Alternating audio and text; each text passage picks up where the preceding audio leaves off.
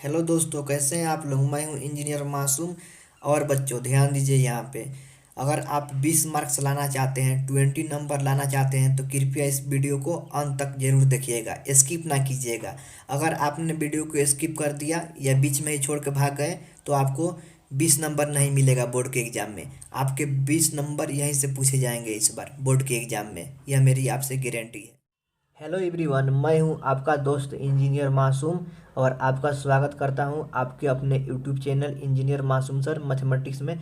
देखिए प्यारे बच्चों, आज आपका डेट कितना हो गया। तो डेट आपका आज हो गया 20 तारीख,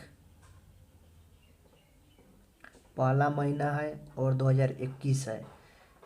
देखिए मैं आपके लिए रियल नंबर वास्तविक संख्या को लेकर आया हूँ। मैं आपके समक्ष रियल नंबर वास्तविक संख्या को लेकर आया हूँ। वास्तविक संख्या रियल नंबर से आपके एग्जाम में क्या क्या प्रश्न पूछे जा सकते हैं, मैं उसी का एनालिसिस करने जा रहा हूँ। एनालिसिस किया हूँ यहाँ पे। देखिए एनालिसिस मतलब होता है विश्लेषण होता है। इसी को हम लोग छानबीन बोलते हैं, जांच पड़ताल बोलते हैं। मैंने इसका छानबीन किया कि आपके एग्जाम में क्या क्या क्वेश्चन पूछे जा सकते हैं। देखिए अभी तक आपका जो 2011 से लेकर 2020 तक के एग्ज़ाम हुआ है, 2011 से लेकर आपके 2020 तक का जो भी एग्ज़ाम हुआ है आपके, और रियल नंबर वास्तविक संख्या से जो भी क्वेश्चन पूछे गए हैं, मैं सब किसी का एनालिसिस किया। इसके लिए मुझे रात में 3 घंटा समय गंवाना पड़ेगा। मैं आप लोगों के लिए देखिए कितना मेहनत कर रहा हूँ। और मैं यहाँ पे जो एनालिसिस किया हूँ और जो मैं आपको क्वेश्चन बताने जा रहा हूँ, अगर इस क्वेश्चन को आप लोग याद कर लेते हैं, समझ लेते हैं कैसे इसको सॉल्व करना है, तो आपका बोर्ड एग्जाम में एक भी क्वेश्चन नहीं छूटेगा। यह मेरा आपसे ओपन चैलेंज है।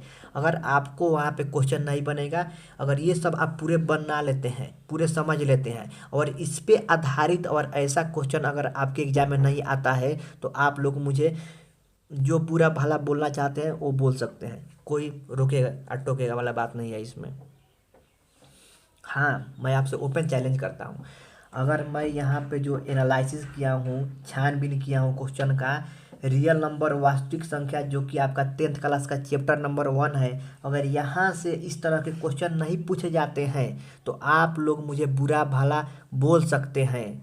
ये मेरा आपसे ओपन चैलेंज है। तो देखिए 2011 से 2020 तक जो भी क्वेश्चन पूछे गए हैं, मैं उसके ऊपर एनालिसिस किया। पूरे रात एनालिसिस करते रह गया कि आखिर एग्जाम में कौन सा क्वेश्चन पूछे जा रहे हैं, कहाँ से क्वेश्चन पूछे जाएंगे, किस टाइप के क्वेश्चन पूछे जाएंगे। तो मैंने एनालिसिस किया और यहाँ पे 8 क्वेश्चन को वहाँ से बाहर निकाला। और यही क्वेश्चन आप पढ़ के जाइएगा ना, तो आपको एग्जाम में एकदम यही क्वेश्चन आएगा। इससे ज़्यादा रियल नंबर वास्तविक संख्या से कुछ पूछेगा ही नहीं, यह मेरे आपसे गारंटी है। तो इसलिए जो लोग भी इस चैनल को सब्सक्राइब नहीं किए हैं, कृपया आप लोग सब्सक्राइब कर लीजिए, बेल आइकन को इम्प्रेस कर लीजिए और अपने दोस्तों में भी शेयर कर दीजिए। जितने भी व्हाट्सएप फेसबुक ग्रुप है सब में शेयर मार दीजिए, क्योंकि यह आउट हो चुका है। मैं एनालिसिस कर रहा हूँ यहाँ पे, मैं ईमानदारी से बता रहा हूँ। छानबीन किया, जांच पड़ताल किया, पूरे क्वेश्चन बैंक को पलटा रात भर और वहाँ से मैं क्वेश्चन निकाल के लाया। 8 क्वेश्चन आपके टोटल बन रहे हैं। इससे ज़्यादा वास्तविक संख्या रियल नंबर में कुछ पूछे ही नहीं जाएंगे। मैं आपसे ओपन चैलेंज कर दिया हूँ। इससे अगर बाहर कुछ पूछे जाएंगे तो आप लोग मुझे बुरा भला बोल सक गाली बक सकते हैं। ये मेरा आपसे ओपन चैलेंज है, अगर इससे बाहर कुछ आ गया तो देखिए यहाँ पे क्वेश्चन नंबर 1 मैं क्या लिया हूँ यहाँ पे एनालिसिस करने के दौरान, कि यूक्लिड विभाजन एल्गोरिदम का प्रयोग करके 272 तथा 1032 का मसा निकालना है। महत्तम समवर्तक मतलब HCF निकालना है। क्वेश्चन नंबर 2 क्या लिया हूँ कि दो संख्याओं का मस 18 तथा उनका गुणनफल 12,960 है, तो उनका लॉसा ज्ञात करें। क्वेश्चन नंबर 3 क्या है, 1.8 है, इसके ऊपर बार रेकरिंग लगा हुआ है, को P/Q के रूप में लिखना है, मतलब परिमेय संख्या के रूप में लिखना है। क्वेश्चन नंबर 4 क्या है कि बिना भाग दिए बताएं कि परिमेय संख्या 7/45 का दशमलव प्रसार शांत है या अशांत है। फिर 5 नंबर में क्या है, 12, 15 और 21 का लसा और मसा निकाले। फिर 6 नंबर में क्या है कि 5005 का अभाज्य गुणनखंड लिखे। क्वेश्चन नंबर 7 में क्या है कि सिद्ध करें कि √2 या √3 एक अपरिमेय संख्या है। और 8 नंबर में क्या है, ऑल फार्मूलाज सभी सूत्र। तो देखिए मैं बारी बारी से सभी क्वेश्चन को डिस्कस करने जा रहा हूँ, आप लोग ध्यान से देखिएगा। मैं सबका उत्तर और सॉल्यूशन बताने जा रहा हूँ आपको। ये मैं एनालिसिस किया हूँ, छानबीन किया हूँ कि वास्तविक संख्या रियल नंबर से कितने क्वेश्चन पूछे जा सकते हैं, क्या क्या क्वेश्चन पूछे जा सकते हैं। इससे ज़्यादा आपके एग्जाम में कुछ पूछा ही नहीं जा सकता।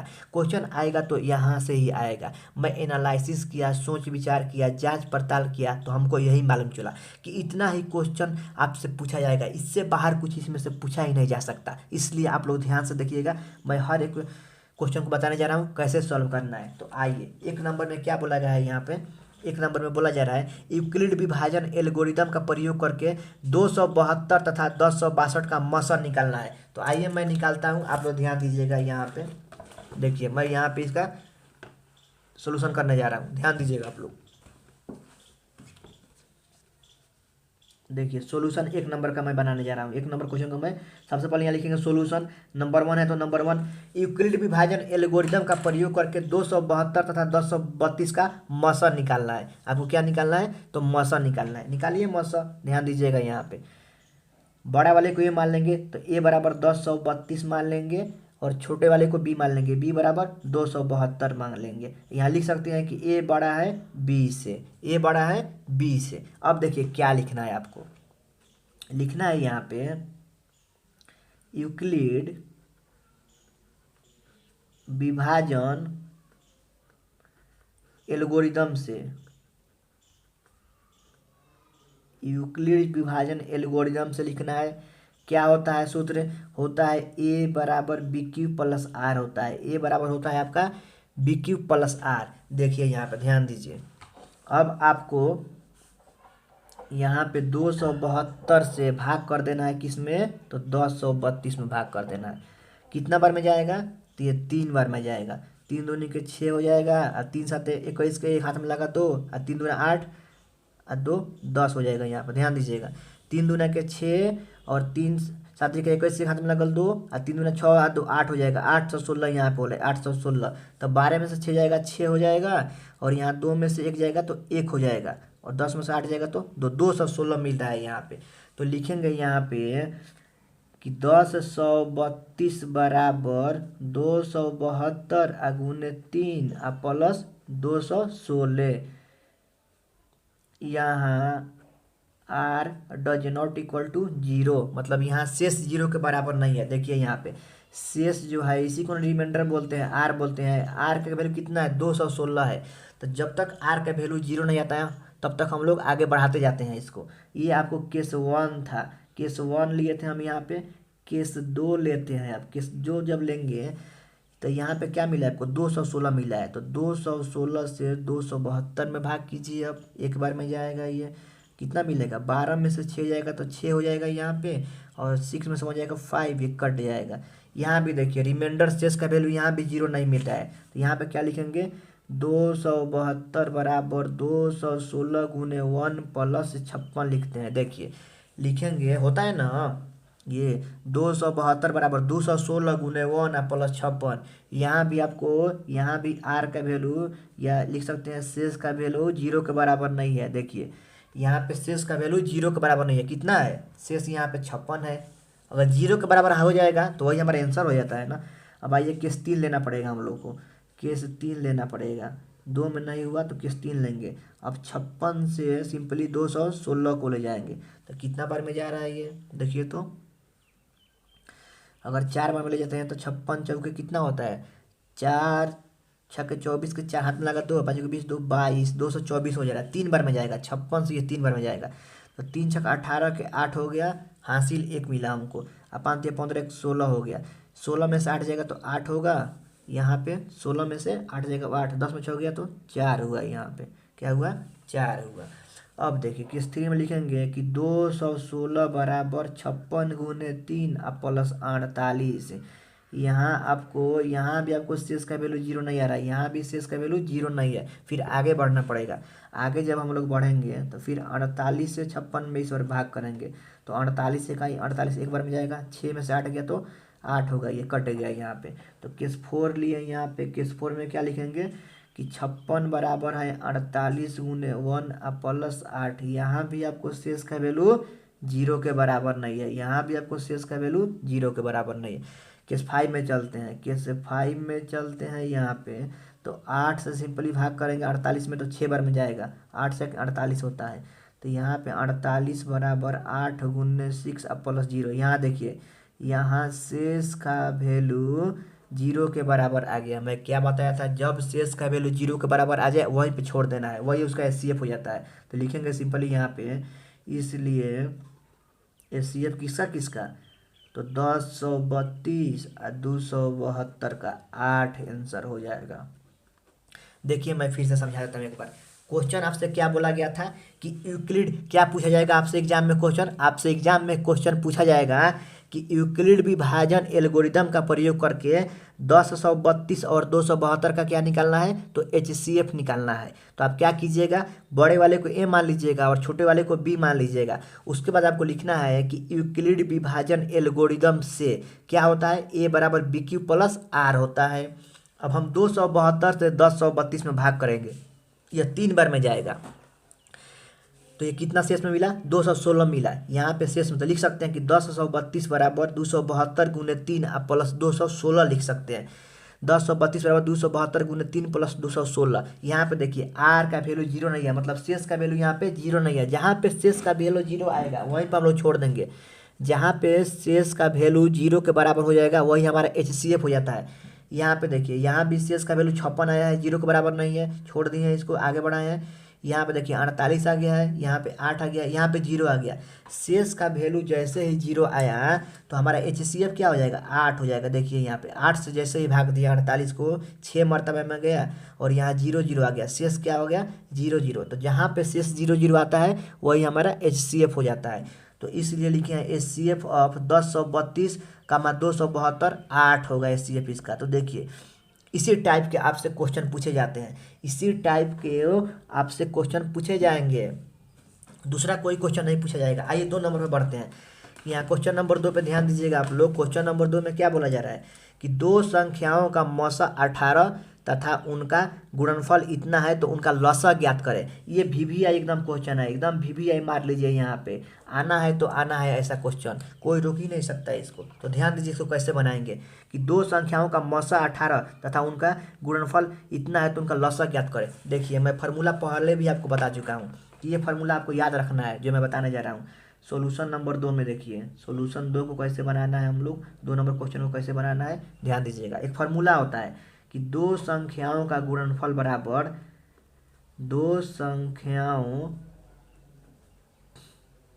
का गुणनफल बराबर होता है एलसीएम गुने एचसीएफ होता है। दो संख्याओं का गुणनफल, तो मान लीजिए हम दो संख्या मान लेते हैं, यहाँ पे ए गुने बी है, ए गुने बी बराबर होता है एलसीएम गुने एचसीएफ होता है। ए गुने बी बराबर क्या होता है, एलसीएम गुने एचसीएफ होता है। इस फार्मूला को आप लोग याद कर लेंगे, अपने ध्यान में रखेंगे, हर दम यहाँ से क्वेश्चन पूछा जाता है और पूछे भी जाएंगे कि दो संख्याओं का गुणनफल क्या होता है, तो एलसीएम गुने एचसीएफ होता है। तो दो संख्याओं का गुणनफल, तो मान लिए कि पहला संख्या ए है और दूसरा संख्या 2 है और दो संख्याओं का गुणनफल बोला जा रहा है, मतलब ए गुने बी हो जाएगा। तो ए गुने बी बराबर एलसीएम गुने एचसीएफ। अब देखिए याद रखिएगा, यहाँ पे 4 चीज़ दिया गया है, एक ए है, एक बी है, एक एलसीएम, एक एचसीएफ। आपको कोई भी 3 दिया रहेगा, ए बी और एलसीएम दिया रहेगा तो आपसे एचसीएफ पूछा जाएगा, या आपको एचसीएफ का वैल्यू और ए का वैल्यू और बी का वैल्यू दिया रहेगा और आपसे एलसीएम पूछा जाएगा। या ये भी हो सकता है आपको एलसीएम और एचसीएफ और बी का वैल्यू दिया रहे, आपसे ए पूछा जाए। या ये भी हो सकता है कि बी का वैल्यू दिया रहे, एलसीएम का वैल्यू दिया रहे, एचसीएफ का दिया रहे और आपसे ए पूछा जाए। तो आइए क्वेश्चन में देखते हैं यहाँ पे क्या दिया गया है और क्या पूछा जा रहा है। बोला गया है दो संख्याओं का मौसा 18 है, मतलब मौसा का वैल्यू 18 दिया गया है। तो देखिए मौसा को एचसीएफ बोलते हैं, तो 18 दिया गया है, 18 रखिए यहाँ पे, एचसीएफ का वैल्यू 18 18 रख दिए।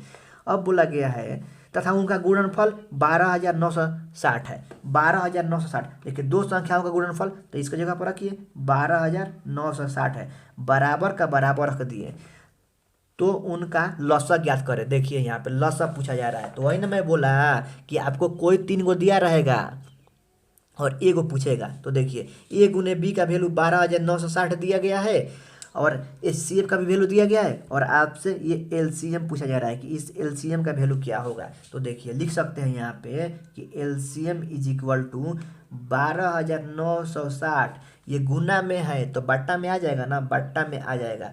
अब भाग कर दीजिए, आंसर आ जाएगा। कितना बार में जाएगा, यहाँ भाग कीजिए। 12,960 को आप सिंपली 18 से भाग कीजिए तो कितना बार में जा रहा है, यहाँ पे देखिए, यहाँ पे 18 7 तो कितना मिलेगा, 8 7 56 का 6 5 मिलेगा, और 7 जगह 7 5 12 126 हो जा रहा है। तो 18 7 कीजिए, 7 बार में गया तो 126 मिला। अब 9 में से 6 जाएगा तो कितना होगा, 3 होगा, और ये कट गया 36 हो गया। तो 18 दूना के 36, ये कट गया, यहाँ एक जीरो है तो जीरो, 720 मिल रहा है। देखिए कटा रहे हैं तो 720, यही आपका आंसर हो गया। तो फिर से समझ लीजिए क्या बताया हमें कि दो संख्याओं का गुणनफल होता है एलसीएम गुने एचसीएफ होता है। दो संख्याओं का गुणनफल मतलब ए गुने बी बराबर होता है एलसीएम गुने एचसीएफ होता है।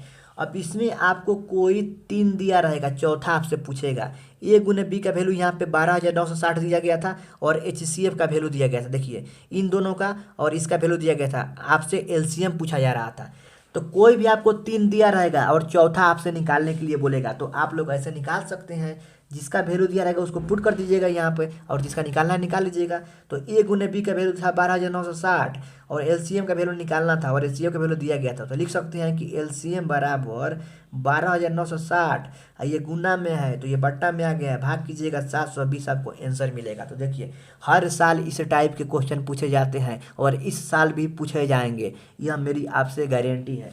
आइए 3 नंबर में आप देखिए, 3 नंबर में क्या बोला जा रहा है, बोला गया है 1.8 के ऊपर बार लगाया गया है, इसी को रेकरिंग बोलते हैं, को p/q के रूप में बदले। या ये भी बोला जा सकता है, क्वेश्चन में ये भी लिख सकता है दूसरे ढंग से कि 1.8 को परिमेय संख्या के रूप में लिखे, क्योंकि p/q लिखे या परिमेय संख्या के रूप में बोले, दोनों बात सेम है। तो p/q बोला जाए या परिमेय संख्या के रूप में बोला जाए, दोनों बात सेम है। तो ध्यान दीजिएगा कैसे मैं इसको सॉल्व करता हूँ। यहाँ पे 3 नंबर को देखिए मैं सॉल्व करने जा रहा हूँ। यहाँ पे मैं क्वेश्चन नंबर 3 को सॉल्व करने जा रहा हूँ। देखिए यहाँ पे लिखता हूँ सॉल्यूशन 3। क्वेश्चन नंबर 3 का सॉल्यूशन देखिएगा, यहाँ पे ध्यान दीजिएगा, बहुत ही इजी है। यहाँ पे 1.8 के ऊपर बार लगाया गया है और बोला गया है को p/q के रूप में बदले, या ये भी लिख सकता है को परिमेय संख्या के रूप में लिखे। तो देखिए कैसे लिखना है, जो भी यहाँ पे लिखा रहेगा टोटल को लिख देना है। तो यहाँ पे पॉइंट वॉइंट नहीं देखना है, टोटल लिख देना है। कितना लिखा हुआ है, 18 लिखा हुआ है तो 18 लिख दीजिए। अब देखिए माइनस लिखना है, माइनस क्या करना है, पॉइंट के पहले जो भी होगा उसको घटा लेना है। तो -1 हो जाएगा क्योंकि पॉइंट के पहले 1 है, और 8 के ऊपर रेकरिंग लगा हुआ है। कितने पॉइंट के बाद कितने नंबर के ऊपर बार लगा हुआ है, 1, तो 1 9 हो जाएगा। तो 17/9, देखिए ये p/q के रूप में आ गया। यही तो लिखना था, यही आपका आंसर हो जाएगा। और यही आपसे 2 नंबर के क्वेश्चन में पूछा जाएगा, हर दम पूछे जाते हैं, इस बार भी पूछा जाएगा आपसे। फिर एक दूसरा एग्जाम्पल देखिए, मान लीजिए अगर दिया रहता है यहाँ पे कि 1.48 के ऊपर आपको यहाँ पे रेकरिंग लगा होता, बार लगा होता, और बोलता कि इसको p/q के रूप में लिखिए। तो क्या करना है, मैंने बताया कि जो सभी नंबर लिखे हुए हैं सभी को यहाँ लिख देना है और माइनस करना है। पॉइंट से पहले जो भी होगा उसको माइनस करना है। तो पॉइंट से पहले 1 है, 1 को माइनस कीजिए। अब कितने नंबर के ऊपर यहाँ पे बार लगा हुआ है, 2 नंबर, तो नीचे में 2 9 आ जाएगा। तो 148 में से जाएगा तो 147, अब बट्टे में 99। ये देखिए p/q मतलब परिमेय संख्या के रूप में आ चुका है, परिमेय संख्या के रूप में आ चुका है। यही आपका आंसर हो जाएगा प्यारा सा। फिर से समझ लीजिए, यहाँ पे 1.8 के ऊपर बार लगा हुआ है, बोला गया इसको p/q के रूप में लिखे। तो कैसे लिखेंगे, यहाँ पे जो भी नंबर है ना सबको यहाँ पे लिख दीजिए। 18 था, 18 लिख दीजिए। अब माइनस करना है, माइनस पॉइंट से पहले क्या है तो 1 है, तो 1 को माइनस कर लेना है। अब कितने नंबर के ऊपर बार लगा हुआ है, 1, तो 1 9 आ जाएगा। ठीक उसी प्रकार देखिए, जो नंबर है जो नंबर लिख दिए। अब माइनस पॉइंट से पहले क्या है 1, तो 1 हो गया। कितने नंबर के ऊपर बार लगा हुआ है 2, तो 2 को 9 हो जाएगा। जितने नंबर के ऊपर बार लगा रहेगा उतना 9 हो जाएगा।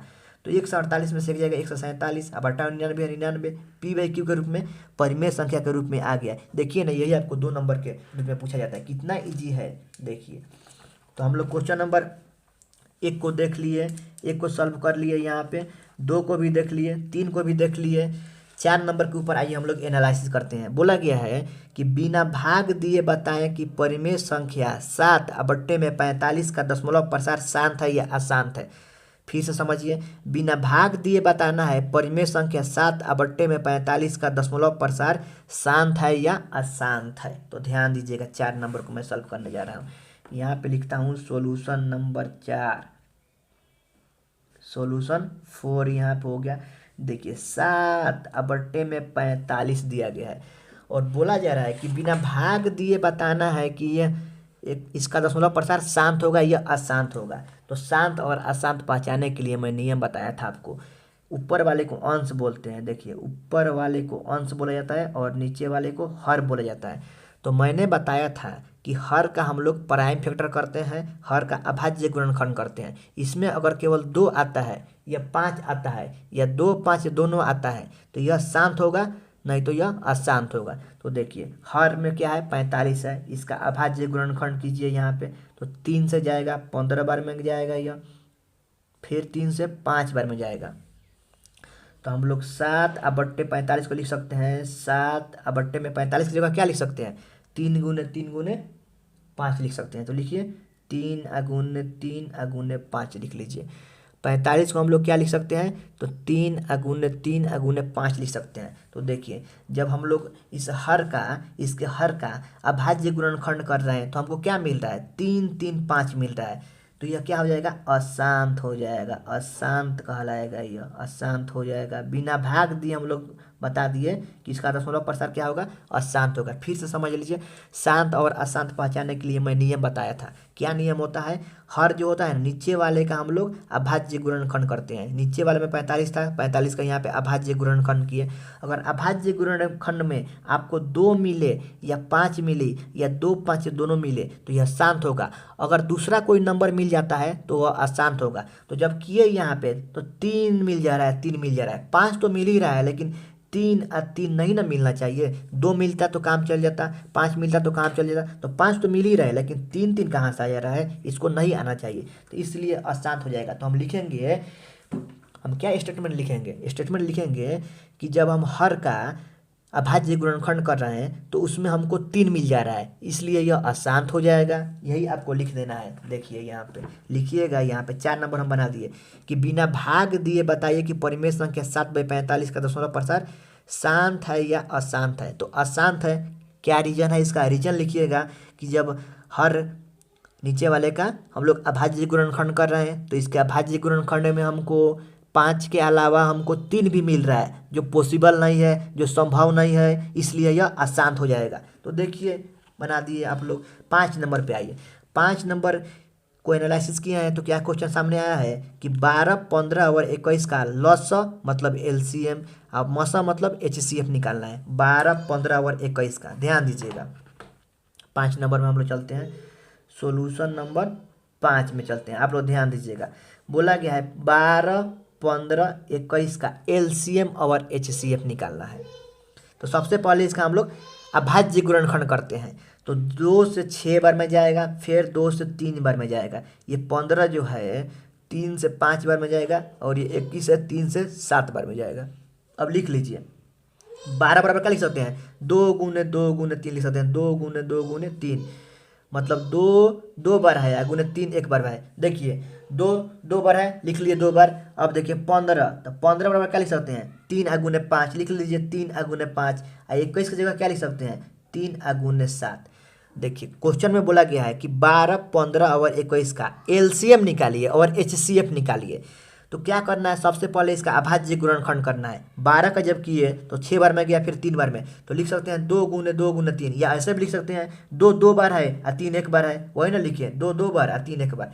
आप 15 को लिख सकते हैं 3 × 5 और 21 को लिख सकते हैं 3 × 7। अब देखिए LCM आपको निकालना है और HCF निकालना है। तो HCF क्या होता है, जो तीनों में कॉमन हो वही HCF कहलाता है। तो देखिए तो तीनों में क्या कॉमन आ रहा है, इसमें भी 3 है, इसमें भी 3 है, इसमें भी 3 है, तो HCF का आंसर 3 आंसर हो जाएगा। और कोई कॉमन आ रहा है, तीनों में नहीं आ रहा है। इसमें 2 है, इसमें कहाँ 2 है, इसमें कहाँ 2 है, इसमें 7 है, इसमें 7 है ही नहीं, इसमें भी नहीं है, इसमें 5 है, इसमें नहीं है, इसमें नहीं है, लेकिन इसमें 3 है, इसमें 3 है, इसमें 3 है, तीनों में 3 मिल रहा है। देखिए ना, तीनों में 3 मिल रहा है, तो क्या हो जाएगा, यही ना आपका HCF हो जाएगा। जो तीनों में कॉमन होता है वही हमारा HCF कहलाता है। तो इसमें भी 3 है, 3 है, 3 है, तो यह क्या कहलाएगा, तो HCF कहलाएगा। यह आपका क्या हो जाएगा, HCF हो जाएगा। अब LCM निकालने की बारी है कि LCM कैसे निकालते हैं। तो देखिए एलसीएम निकालने के लिए आप ट्रिक सीख लीजिए। एलसीएम निकालने के लिए जो भी नंबर दिए रहेंगे ना सबको लिख लेना है, सबको लिख लेना है। तो 2 है तो 2 लिख लिए यहाँ पे, 3 है तो 3 लिख लिए। अब देखिए 2 लिख चुके हैं तो एक नंबर को 2 बार नहीं लिखना है, एक नंबर को दोबारा रिपीट नहीं करना है, एक नंबर को 2 बार नहीं लिखना है। तो 2 लिख चुके हैं तो फिर 2 आ रहा है तो नहीं लिखेंगे, 3 लिख लिए, फिर 3 आ रहा है नहीं लिखेंगे क्योंकि लिख चुके हैं। अब 5 लिखेंगे, फिर 3 नहीं लिखेंगे क्योंकि 3 लिख चुके हैं, और 7 लिखेंगे। देखिए सब नंबर जितने भी इसमें नंबर दिख रहे हैं सबको लिख लेना है और एक नंबर को 2 बार नहीं लिखना है। अब देखिए 2 एक बार लिख लिए तो फिर नहीं लिखेंगे, 3 लिख लिए, 5 लिख लिए, 7 लिखिए।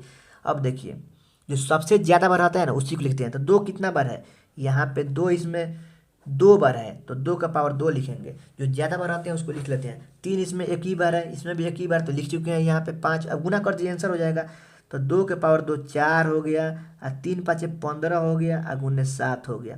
ध्यान दीजिए 2 का स्क्वायर कितना होता है 4 होता है, और 5 दिया 15 और 7 गुना कीजिए, 15 चौके 60 और गुने 7, 7 0 0 और 7 चौके 42, 420 इसका आंसर हो गया। देखिए मैंने आपको 4 नंबर में कैसे आपको 12 15 और 21 का लसा और मसा निकालना है 5 नंबर में आपको सिखा दिया। अब 6 नंबर के ऊपर हम लोग आते हैं।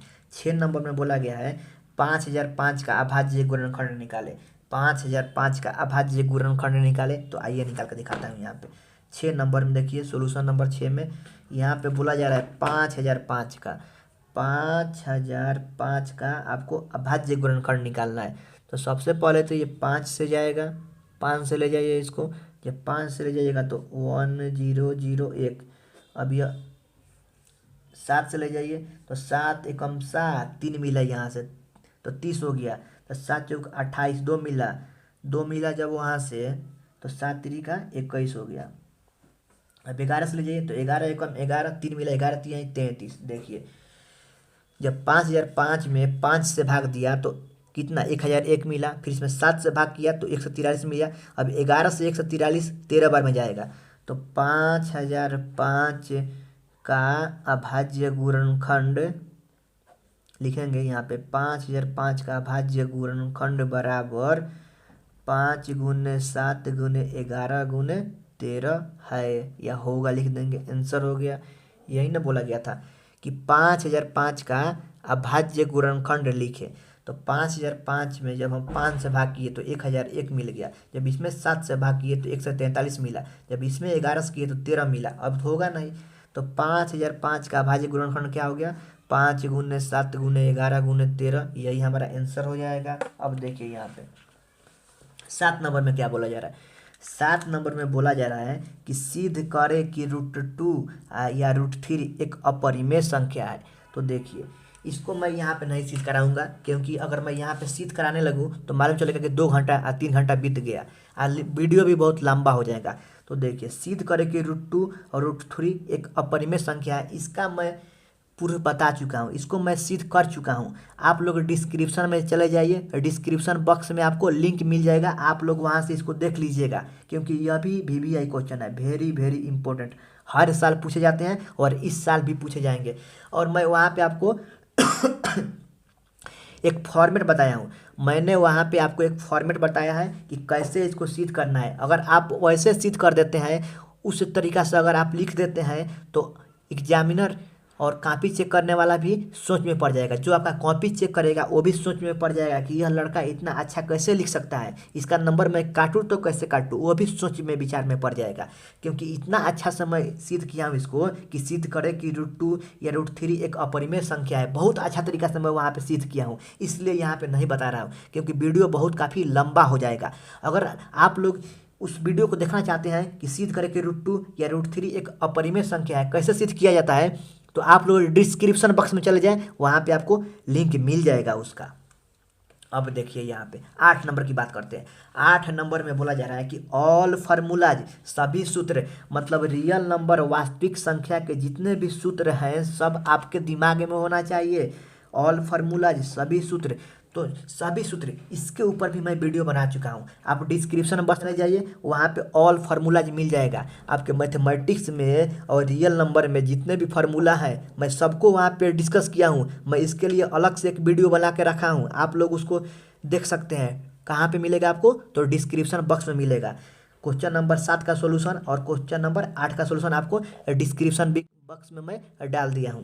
क्वेश्चन नंबर 7 और क्वेश्चन नंबर 8 का सोल्यूशन मैं डिस्क्रिप्शन बॉक्स में डाल दिया हूँ, आप लोग वहाँ से देख सकते हैं। फिर से समझ लीजिए मैं आज क्या बताया। रियल नंबर वास्तविक संख्या एनालिसिस किया हूँ, इसको छानबीन किया हूँ, जांच पड़ताल किया हूँ, पूरे क्वेश्चन बैंक को मैं पलट डाला। रात में हमको 5 घंटा से 6 घंटा समय लगा और पूरे मैं 2011 से लेकर 2020 तक के जितने भी क्वेश्चन पूछे गए हैं मैंने सबको बारीकी से देखा और उसका एनालिसिस किया, उसका जांच पड़ताल किया। तो मालूम चला कि क्वेश्चन कहाँ से आ रहे हैं और कहाँ से पूछे जाएंगे। तो ये मैं जो आपको एक नोट्स यहाँ पे तैयार किया हूँ, यहाँ पे देखिए 20 तारीख पहला महीना 2021 के डेट में एनालिसिस छानबीन किया। तो और 8 यहाँ पे मैं मात्र क्वेश्चन लिखा हूँ। अगर आप 8 क्वेश्चन पढ़ के जाते हैं, आप 8 क्वेश्चन को अपने ध्यान में रख लेते हैं, अपने दिमाग में बैठा लेते हैं कि इसको कैसे सॉल्व करना है, तो आपसे एग्जाम में एक भी क्वेश्चन नहीं छूटने जाने वाला है। आपसे एग्जाम में एक भी क्वेश्चन नहीं छूटेगा। अगर आपसे एग्जाम में एक भी क्वेश्चन छूटेगा तो उसका जिम्मेवारी मेरी होगी। आप लोग हमको बुरा भला और गाली बक सकते हैं, इतना मैं आपसे ज़्यादा ओपन चैलेंज कर रहा हूँ और करना भी है, क्योंकि क्वेश्चन आएगा तो आपको यहाँ से ही आएगा। 1 से 8 तक आप पढ़ लीजिए, क्वेश्चन एक भी यहाँ से बाहर नहीं आएगा। रियल नंबर वास्तविक संख्या से जो हर साल आपको 10 से 15 मार्क से पूछे जाते हैं, 10 से 15 मार्क्स से। आजकल तो आपको 20 नंबर के करीब में पूछे जाएंगे, 20 मार्क्स यहाँ से आपको मिल जाएगा। सिर्फ अगर आप इतना मेरे वीडियो को एक देख लेते हैं, यहाँ पे जो 30 मिनट का मैं वीडियो बनाया हूँ उसको अगर आप पढ़ के जाते हैं तो आपको 20 नंबर आना एकदम बिल्कुल तय है, पक्का है। यहाँ पे पक्का देखिए मैं लिख देता हूँ और यहाँ पे अपना साइन भी मार देता हूँ मैं। देखिए यहाँ पे अपना मैं साइन भी कर दिया। अगर सिर्फ इसी नोट्स को मैंने जो बताया, यहाँ पे क्वेश्चन नंबर 1 2 3 4 5 6 7 8 और बारी बारी से इसका मैं सोल्यूशन भी बताया, आपको डिस्कस किया और इसका सोल्यूशन भी बताया। इतना क्वेश्चन को अगर आप अपने दिमाग में रख लेते हैं तो आपसे एक भी क्वेश्चन नहीं छूटेगा आपके एग्जाम में। यह मेरा आपसे ओपन चैलेंज है और आपसे प्रोमिस है और आपसे वादा है, इसलिए इस वीडियो को मिस ना करें। अगर आप चाहते हैं कि 20 नंबर मिले आपको तो इस वीडियो को छोड़ कर ना जाना, पूरे अंत तक जरूर देखना इसको, क्योंकि 20 नंबर का सवाल है भाई। 20 नंबर 4% बढ़ जाएगा आपका, समझ रहे हैं ना, 4% आपका सीधे बढ़ जाएगा। तो इसलिए यह वीडियो को आप लोग अंत तक जरूर देखिएगा। और जो लोग वीडियो को देख रहे हैं कृपया एक लाइक कीजिए, चैनल को नए हैं तो सब्सक्राइब कीजिए और बेल आइकन को घंटी को प्रेस कर लीजिए और अपने दोस्तों में भी शेयर कीजिए इस वीडियो को। जितने भी व्हाट्सएप फेसबुक ग्रुप हैं सब में शेयर कर दीजिए, क्योंकि मैं आप लोगों का हेल्प करना चाहता हूं। मैं चाहता हूं कि आप लोग अच्छे मार्क्स लाएं इस बार 2021 के एग्जाम में, इसलिए मैं आपके लिए इतना मेहनत कर रहा हूं। यहाँ पे एनालिसिस विश्लेषण छानबीन करके मैं क्वेश्चन सबको यहाँ पे एकत्रित कर रहा हूँ और आपके समक्ष रख रहा हूँ, ताकि आप लोग बोर्ड में अच्छा नंबर लाएँ और अपना अच्छा भविष्य बनाएं। और एक बात, जो लोग भी वीडियो को देख रहे हैं कृपया आप लोग कमेंट करके जरूर बताइएगा कि आपको यह वीडियो कैसा लगा और आप किस चैप्टर के ऊपर वीडियो चाहते हैं, किस चैप्टर के ऊपर चाहते हैं कि मैं उस चैप्टर का एनालिसिस करूं, छानबीन करूं। आप लोग जरूर कमेंट करके बताइएगा, मुझे आपका कमेंट का वेट रहेगा। चलिए, thanks for watching my video and thanks a lot for everything. Take care, bye.